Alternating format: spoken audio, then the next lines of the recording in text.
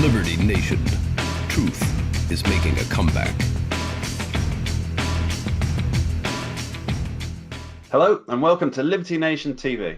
I'm your host, Mark Angelides. Now, with news that Attorney General nominee William Barr is looking to reverse the federal position on prosecution of marijuana users, marijuana offenders, this raises a lot of questions for us, both legally, morally, and from a liberty perspective. So to help us with that, we've got the wonderful Mr. Scott D. Cosenza, our legal affairs editor and expert, to answer some questions for us. Welcome, Scott. Thank you, Mark. So, I mean, the first question is, we really just need an overview of what this might actually mean in practical terms.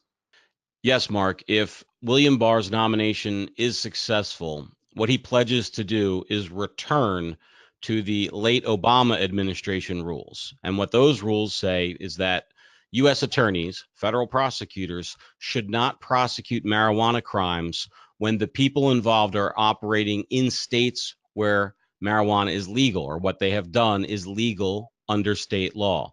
Jeff Sessions reversed that change when he was Attorney General. And so this will represent a change back to what it was before Sessions got his hands on the wheel, basically. Okay. So this really does only refer to federal law, so it's not state law. So am I 100%. Am I right in thinking that, so if you, for example, smoke marijuana in a state in which it's presently illegal, or if you sell it, or if you run a business that operates using marijuana for some intent, then it still will be illegal. It's not a sweeping cross-country reform. Well, I think it's always important to use state and federal when we talk about this. So if you are selling marijuana in a state where there's no provision for you to do so legally, or you're not doing so legally under the state law, the federal government may still prosecute you.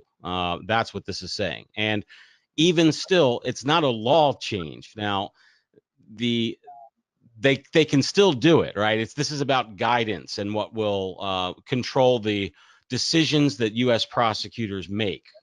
It's not a change in the law that legally prevents those prosecutions. Okay. All right. So it's more a direction. Absolutely. This is a direction. This will be a direction from a manager to his subordinates. That's the appropriate way to process the change. Okay. So, I mean, a lot of people who may not be fans of marijuana usage in general, but are fans of a more libertarian outlook, they'll be quite cheered by this news.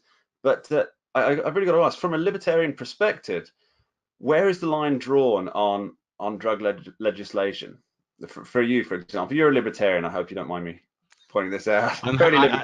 I'm out of the closet, Mark. I'm proud libertarian. Yes, and I can say that from a libertarian perspective, the only thing that makes sense is to eliminate the federal and state prohibitions on all drugs. These are inanimate objects that may harm people if they use them, but the greater harm is done to those individuals and all of us and society by the prohibition regimes. And we know that the science is in. It's not like this is a new thing where we can say, well, maybe it'll help and maybe it won't. We know that, for instance, the heroin addiction rates are relatively constant, and whatever we do in terms of cracking down seems to only decimate the neighborhoods where those crackdowns occur rather than reduce drug usage. So it seems like a lot of folly with a lot of broken souls and big bills to pay for at the end of the road, which is why it just makes sense to say no to prohibition. Okay. All right.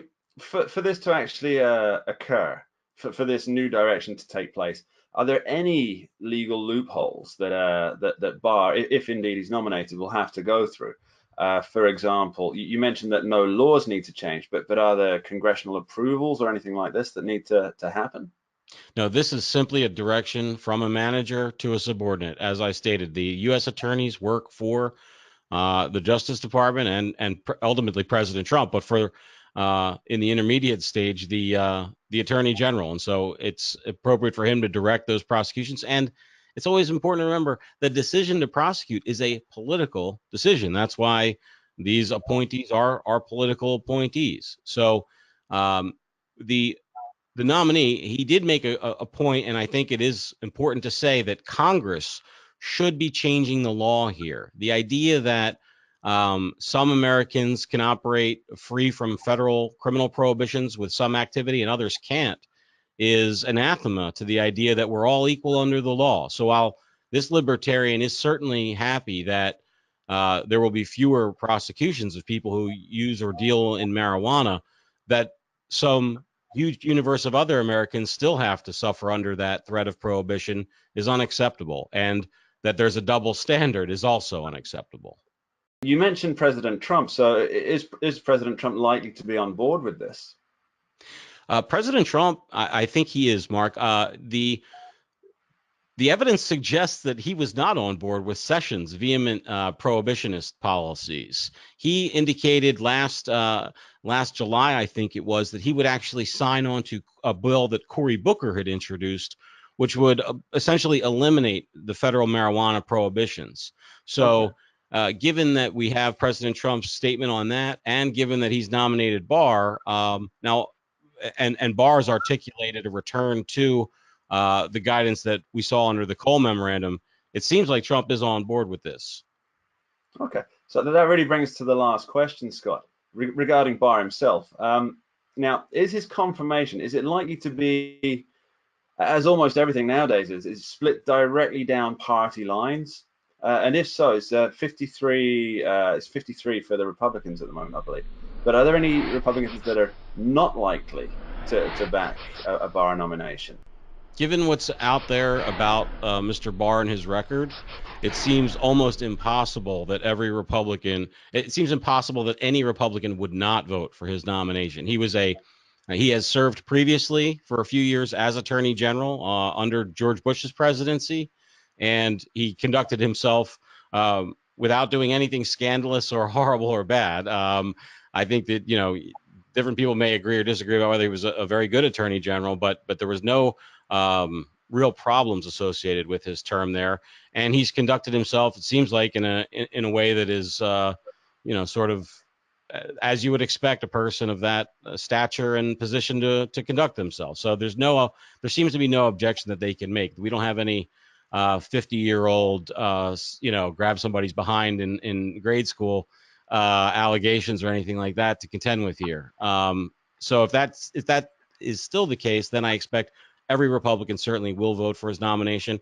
And whether Democrats do or not, that's an interesting question. I'm seeing a lot of sort of tweet type communications from the Democrats on the Judiciary Committee saying if he doesn't agree in advance to release the Mueller report in its entirety, that they will refuse to vote for him and things like that.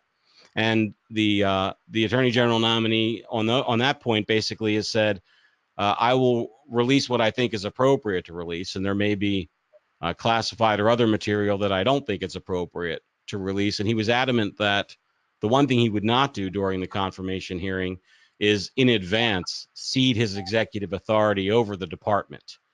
So that's what so many of them were demanding. So I would expect actually to see little to no Democrat support because of just sadly the way things are in Washington these days. But we're just going to have to see about that.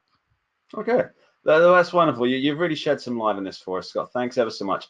For you at home, if you want to check this some more information about this, Scott's actually written a fantastic article that you can check out on libertynation.com. If you want to see more videos, more LNTVs, more author interviews, more 5 facts, you can subscribe to our channel, libertynation.com. And we hope to see you again. Thanks ever so much for watching. Thank you, Scott, for being here. Take care.